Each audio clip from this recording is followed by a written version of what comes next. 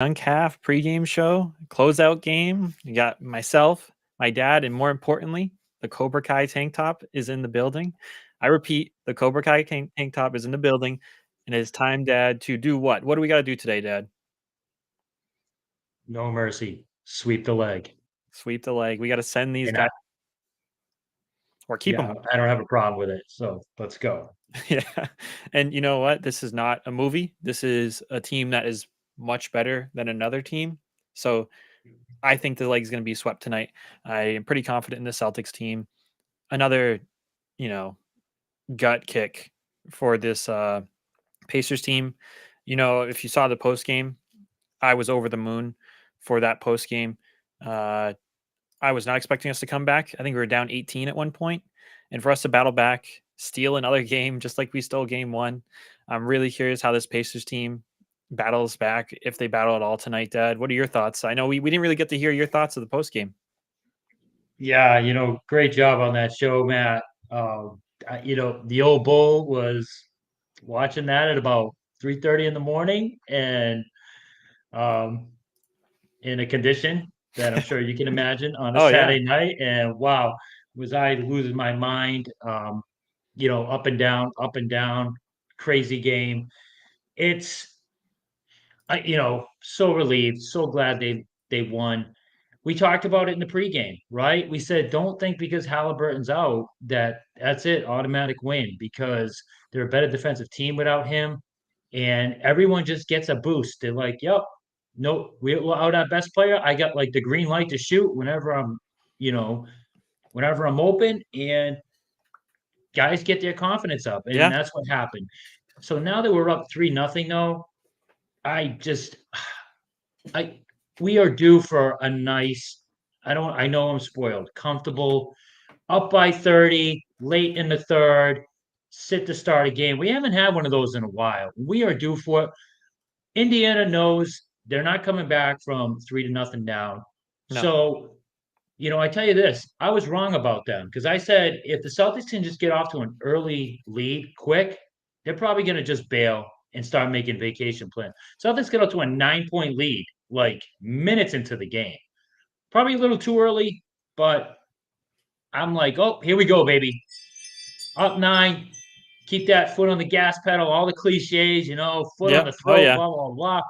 And then sure enough, battle it back. just kind of, yeah, I mean, they just Yeah, caught fire. We couldn't stop them. And, so hopefully their will has been destroyed. Their souls have been eaten and digested. And, any type of onslaught by the Celtics tonight will hopefully just get them to go, all right, enough. I'm ready for yeah. vacation. And I read a lot about this Pacers teams and different people's thoughts. And one of the biggest takeaways I had is that their 3 through 7 can kill you.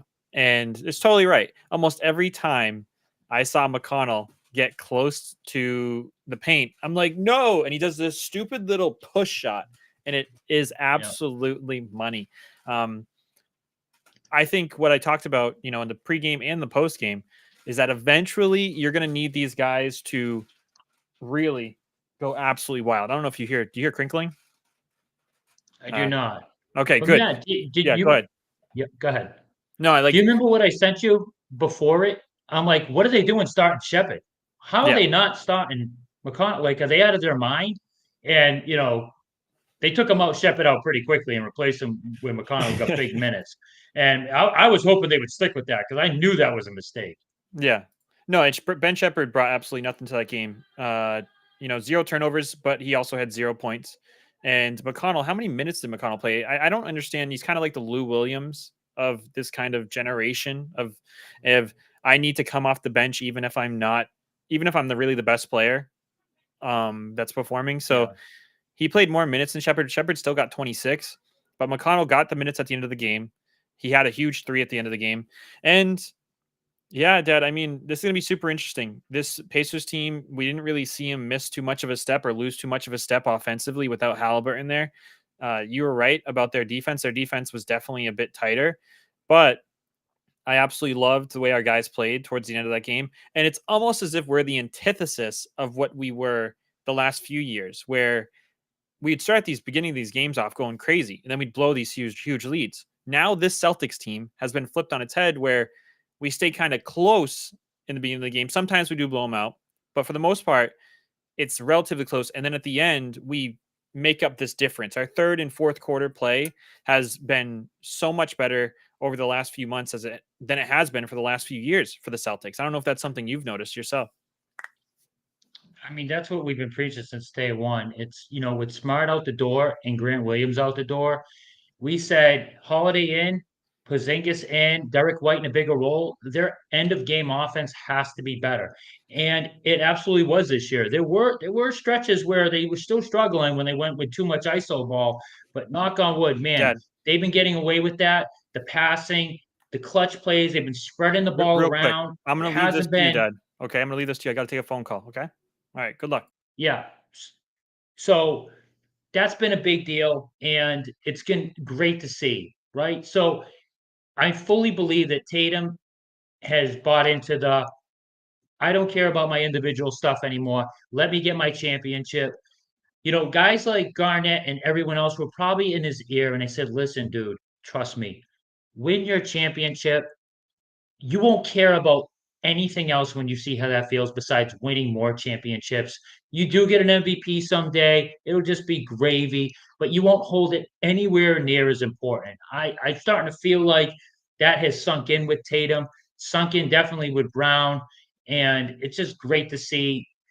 Holiday is just all of a sudden out of nowhere. He's the Holiday we thought we were getting. He was really good all season. He wasn't anywhere near the level of player during the regular season because of his role. He was an anti-Market Smart. He knew his role. He never tried to be one of the big three. He's like, you know what? Some nights I'm going to be the fifth best guy. Some nights I'm going to be the third option, sixth option, and that's what Drew Holiday did. And then now the playoffs come along, and he sees the situation, and sometimes he goes, "My young guys need me here. I'm going to take over. I'm going to post up. I'm going to shoot." And man, I'm going to take that guy who's hot for the other team, and boy, is he come through. Another guy worth every single dime, absolutely every single dime we paid him. So that's been great. It is tempting. Yep, Joni Norton, Derek. You might have missed about a minute ago. I said Derek White, another guy getting more shots, getting the ball more in the last 5 minutes of close games. Absolutely crucial. He's a money player. He does it. The moment is not too big for him. And when you can spread the ball around and you just don't have Tatum go 1-on-2, or Brown if he gets stuck with the ball 1-on-2 when you're moving it, every one of those guys are more dangerous. And Derek White had that enormous three off a nice Jason Tatum pass, and I forgot. I think it was around the 3 minute mark. Again, after McConnell had a big shot to make it look like they were starting to pull away again, Derek White hit that money three, and then Jason Tatum, that huge three by Horford in the corner. Don't forget, it was Jason Tatum who drove to the hoop, took three defenders with him, and made a Magic Johnson-esque behind the back pass to Al Horford, who nailed that three because the old man was awesome that game and cut it down to 2 points. That was the closest they were since the first quarter. And then, Celtics took over from there. It was Drew Holiday 3-point play, get him the lead, and then he had that huge steal, two clutch free throws, end of game, game over, series in essence over. So tonight, I would just love to knock on wood. Again, the number one goal is health. Health's number one. Number two, win the game. We don't want to mess around with any more extra games, any of that crap. Because anything can happen. And then we'll be talking about as well. If the Celtics only, damn it, if they only took care of business in game four, we wouldn't have played today. And, knock on wood, this player wouldn't have got hurt. So do your part today and just get the lead as high as possible. You get the lead as high as possible, this team will lay down. They want to go on vacation. Oh, we got breaking news. Breaking news. Huge Celtics player. No, Celtics personnel person is out. The old bull popped his calf playing pickleball earlier today, so I will not be available tonight for the game. Okay, I will be available for the post game.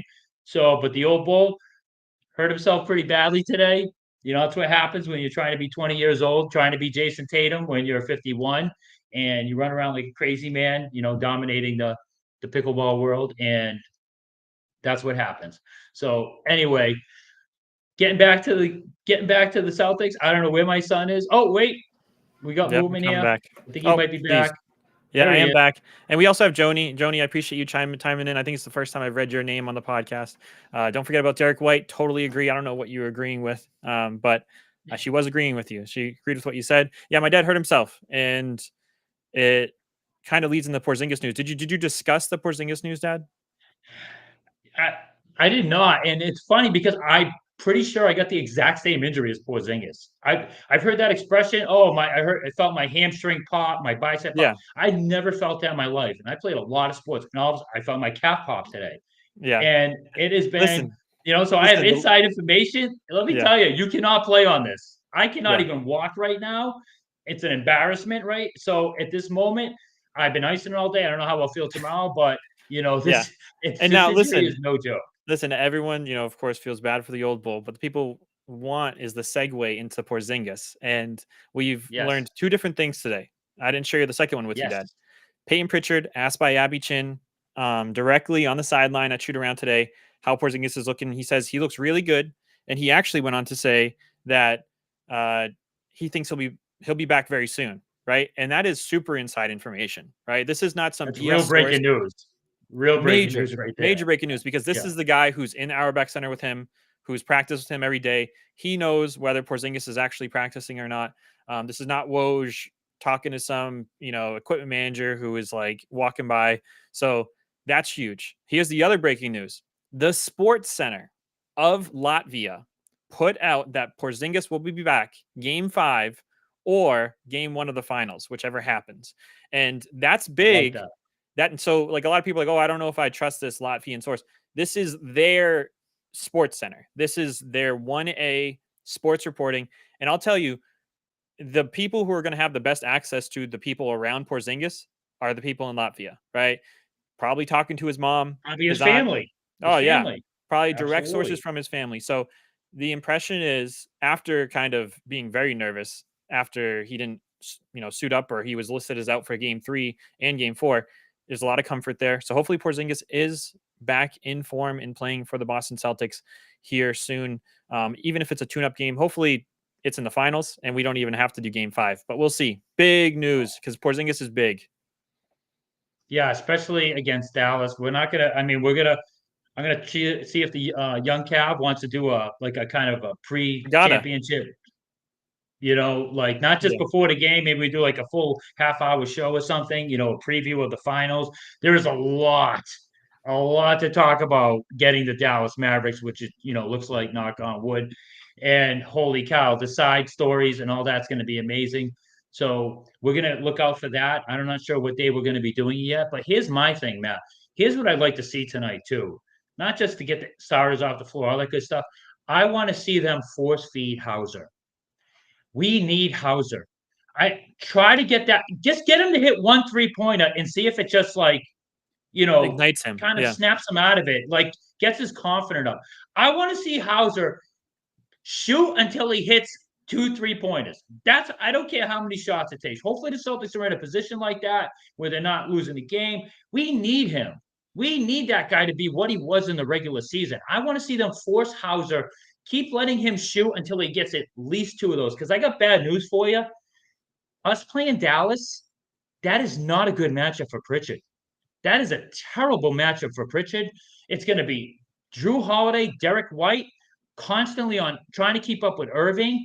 And Pritchard is probably not going to see the floor a lot because he's probably going to get toasted every single time he's out there against Doncic and Kyrie Irving. We need Hauser. We need another wing who can take up minutes in the finals. Yep. Knock on wood, get by, no injuries, all that good stuff.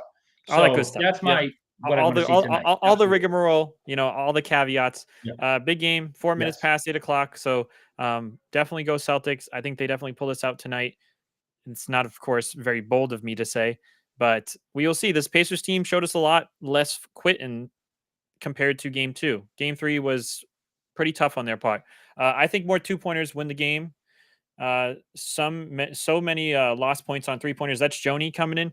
Joni, I think you're right. Uh, Hauser needs to hit some threes. He needs to get in a rhythm.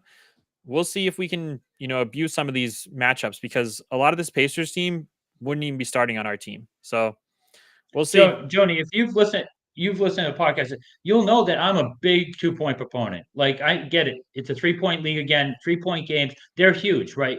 So I'm big on the 2 pointers also. Here's the thing though. I get why the Celtics shoot so many of them. Because if you notice, if they shoot decent from three or good, they're unbeatable. So it's a matter of that night, are there 3 point shots on? And if they are, no one's beating them. If they shoot, I forgot the stat, but if it's like somewhere around 38% or higher, they're like almost undefeated. So, I get it. I'd like to see more twos too, but I understand why they come out firing. They come out firing those threes because if it's their night from three, the game's already over. I mean, Yeah, those are those games we see where they win by 30, 40. It's the night where they shot 40% from three, yeah. It's also tough So, because you kind of got to get a feel for it. Sometimes, like the teams are taking away the perimeter. Sometimes the teams are taking away the paint. A lot of teams recently have been just like, if any of our guys drive, four guys just crash in on them. So it's yeah. It it's doesn't it's doesn't mean don't get away from it if you got to hit open ones though. You you got to hit your open ones. yeah. If you're gonna take them, Joni, you're totally right. Hit them. You're an NBA player. Don't waste them. And don't, there's no need to take contest one. Move the ball. Step back garbage is unnecessary when you're in a team this talented against a team this lacking on defense. So I totally agree. Move the ball. If the open three is what's there, take it. But if not, maybe we could. I would love to get an easy shot. These Pacers were getting a lot of easy shots on us with the driving and the cutting and the passing. I want some of that business. I want some layups, but Yeah. we'll see. Mid-range jumpers, no I one would near love you. that. Absolutely. Yeah, it's like, why does Yeah, and McConnell hey, get a mid-range 10, 8 feet from the hoop with nobody around him? Why can we not generate that shot?